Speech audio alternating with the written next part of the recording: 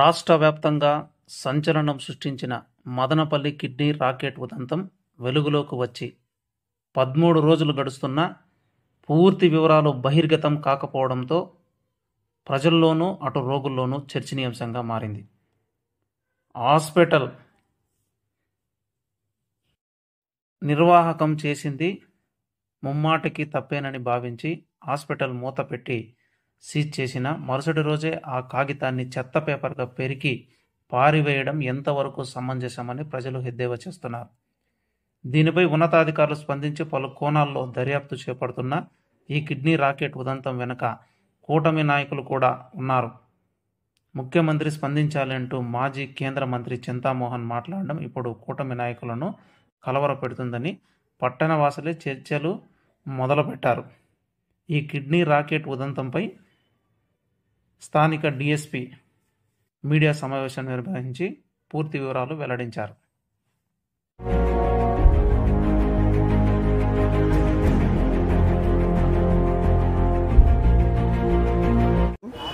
మనం ఈరోజు ఏదైతే ప్రెస్ మీట్ పెడుతున్నామో మనందరికీ రీసెంట్గా తెలిసినట్టు ఇల్లీగల్ కిడ్నీ ట్రాన్స్ప్లాంటేషన్ కేసు ఏదైతే ఉందో అందులో ముద్దాయిల్ని మనం ఈరోజు అరెస్ట్ చేయడం జరిగింది.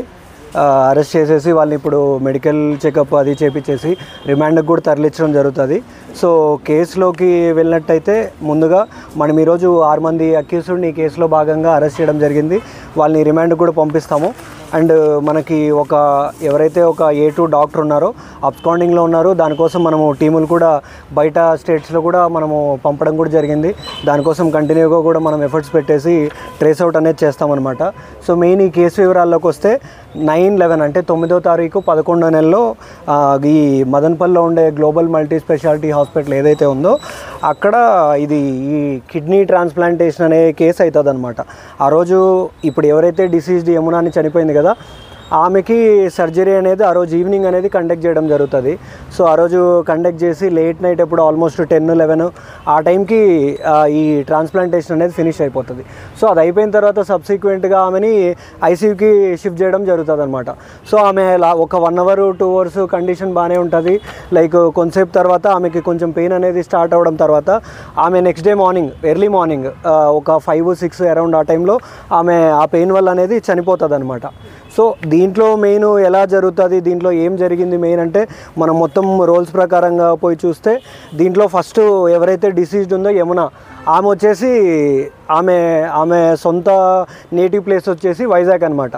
సో ఆమె వైజాగ్ నుంచి రావడానికి మెయిన్ కారణం ఎవరైతే ఉంటారో పిల్లి పద్మ సత్య అని ఉంటారు. సో వీళ్ళు ఏంటంటే ఈమెను ఎలా ఐడెంటిఫై చేస్తారంటే ఇప్పుడు యమున అనే ఆమె కొంచెము ఫినాన్షియల్గా కూడా కొంచెం అప్పులు ఉండడం కానీ, లైక్ ఇంతకుముందు ఆమె ఎక్కడో పనిచేసేది, లైక్ ఆమె కొంచెం అప్పులు అయిపోవడం వల్ల కొంచెము ఈ సత్య అనే ఆమె ఏంటంటే ఇంతకుముందు ఒక దగ్గర లైక్ ట్రాన్స్ప్లాంటేషన్ అనేది లీగల్ ప్రొసీజర్తో చేయించుకుంటుంది అనమాట. సో ఈమెకు పరిచయం అయిపోయి నాకు ఇట్లా అప్పులు ఎక్కువ ఉన్నాయి, సో మనకి దీంట్లో ఎలా చేస్తే నాకు ఇట్లా తగ్గుతుందంటే నేను ఇలాగే ఇంతకుముందు చేయించుకున్నానని చెప్పడం వల్ల ఈమెకు ఒక ఐడియా వస్తుంది. ఐడియా వచ్చిన తర్వాత ఈ సత్యకి ఈ పిల్లి పద్మ అనే ఆమె ఏంటంటే ఆమెది కూడా వైజాగ్, ఆమె పరిచయం అవుతుంది. ఆమె పరిచయం అయిన తర్వాత ఆమె నీకు ఎవరన్నా తెలిస్తే ఈమె చెప్తుంది అనమాట. లైక్ ఇట్లా నాకు తెలిసిన డోనర్స్ ఉన్నారు, వాళ్ళకి ఎవరన్నా నీకు తెలిసిన వాళ్ళు ఉంటే ఎవరన్నా సజెస్ట్ చేయంటే దీంట్లో 2 మీడియేటర్స్ ఉంటారనమాట. మెహరాజ్ అని చెప్పేసి డయాలసిస్ మేనేజర్ కదిర్లో ఉంటాడు. తను కాకోకుండా మన మదనపల్లి హాస్పిటల్లో డయాలసిస్ మేనేజర్ బాలరంగడు ఉంటారనమాట. వీళ్ళిద్దరూ ఏం చేస్తారు, ఈ డోనర్స్ని కానీ రెసిపియంట్స్ కానీ ఎవరైతే తీసుకుంటారో కిడ్నీ వాళ్ళని ఐడెంటిఫై చేస్తారనమాట. సో వీళ్ళు ఓవరాల్గా వచ్చేసి వీళ్ళు ఎవరైతే అవసరం ఉంటుందో ఎవరికి అవసరం ఉంటుందో అనే వాళ్ళని గుర్తిస్తారు. గుర్తించిన తర్వాత వీళ్ళని ఎవరు ఆ హాస్పిటల్ ఎక్కడ చేస్తే బాగుంటుంది, ఇట్లాంటిది ఎక్కడ కండక్ట్ చేస్తారు అన్నప్పుడు సబ్సిక్వెంట్గా వీళ్ళు గ్లోబల్ మల్టీ స్పెషాలిటీ హాస్పిటల్ ఏదైతే ఉందో ఇప్పుడు A1 ఉన్న డాక్టర్ ఆంజనేయులు తనని అప్రోచ్ అవుతారనమాట.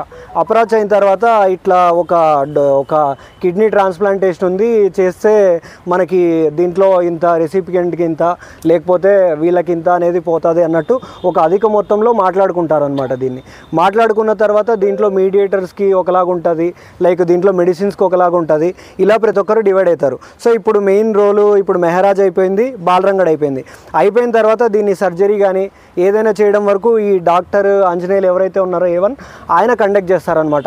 ఆయన ఏంటి దీంట్లో ఇది అనస్థీషియా చేయడం కానీ ఇట్లాంటిది హాస్పిటల్ ఇవ్వడం కానీ ఇది చేస్తారు.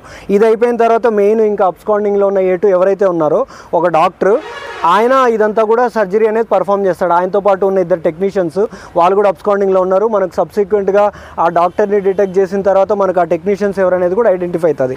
దీంతోపాటు ఇంకా మెయిన్ ఇంకా సూరిబాబు అని ఉంటాడు. ఇప్పుడు యమున ఎవరైతే డిసీజ్డ్ ఉందో ఆమెకి భాగస్వామి లాగా లైక్ ఫ్రెండ్ లాగా ఉంటాడనమాట. సో తను ఇప్పుడు దీంట్లో ఆమెకు కూడా ఇట్లా అప్పులు ఎక్కువ ఉన్నాయి కదా, మనకి ఇట్లా అప్పులు తీరాలంటే కొంచెం ఈ కిడ్నీ అనేది ఇస్తే బాగుంటుంది అనేది ఆమెను కూడా ఇన్స్టిగేట్ చేసి ఈ పిల్లి పద్మ ఎవరైతే ఉన్నారో ఈ సత్యతో కోఆర్డినేషన్ చేసి ఇది చేపిస్తాడనమాట. ఓవరాల్గా ఇది వీళ్ళ రోలు. ప్రస్తుతానికి ఇది మనం ఇంకా కూడా దీంట్లో లింకులు అనేటివి కూడా మనం ఎస్టాబ్లిష్ చేస్తున్నాం టోటల్గా. దీంట్లో ఇప్పుడు యాజ్ ఆఫ్ నౌ ఇంకా మనం కూడా ఒక 8 మందిని అక్యూజ్డ్గా సైట్ చేసాము.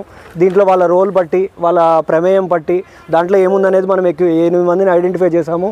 అండ్ దీనికోసం మనం టీమ్స్ కూడా ఫామ్ చేసి మిగిలిన అక్యూజ్డ్ ఎవరైతే ఉన్నారో అబ్స్కాండింగ్లో ఉన్న వాళ్ళని కూడా పట్టుకుంటాము.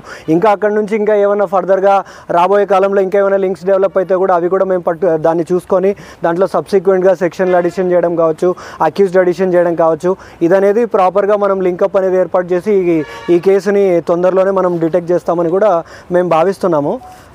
సో ఇంకా దీంట్లో వచ్చేసి మా టీం అందరూ కూడా ఆల్మోస్ట్ మా ఉన్న ఎస్ఐలు సిఐలు అండ్ మా సిబ్బంది కూడా చాలా నీట్గా దీంట్లో ఎఫర్ట్స్ పెట్టేసి వీళ్ళని ట్రేస్ అవుట్ చేయడంలో అవ్వచ్చు, ఇంకా మొత్తం ఈ లింక్స్ అన్నీ ఎక్కడ ఉన్నాయి ఏంటి అనేది కానీ అన్నీ మొత్తం బయట స్టేట్స్కి పంపించిన టీంలు అవ్వచ్చు. సో ప్రతి ఒక్కరు కూడా బాగా కష్టపడ్డారు. అండ్ మోర్ ఓవర్ దీంట్లో మన మెయిన్ ఏంటంటే దీంట్లో రికార్డ్స్ కానీ ఏదైనా కానీ స్కాన్లు చేయించుకున్నప్పుడు వాట్సాప్లు కానీ ఇట్లాంటివి ఏమైనా ఉంటాయి కాబట్టి దానికోసం మనము సెల్ ఫోన్స్ కూడా సీజ్ చేసాము. దాన్ని కూడా ఫర్దర్ FSLకి పంపిస్తాము. అండ్ ఉన్న సీసీ కెమెరా ఫుటేజ్ దానికోసం కూడా DVR అనేది మనం సీజ్ చేసాము. అది కూడా FSLకి పంపించి డేటా అంతా కూడా రిట్రీవ్ చేపిస్తాము. సో డెఫినెట్గా దీంట్లో ఎక్కడ ఉన్నా కూడా ప్రాపర్ లింక్ అనేది మనం ఏర్పాటు చేసుకొని రాబోయే కాలంలో and as early as possible మిగిలిన వాళ్ళందరినీ కూడా డిటెక్ట్ చేసి ఈ కేసు అనేది తొందరలో క్లోజర్కి అయితే తీసుకొస్తాం.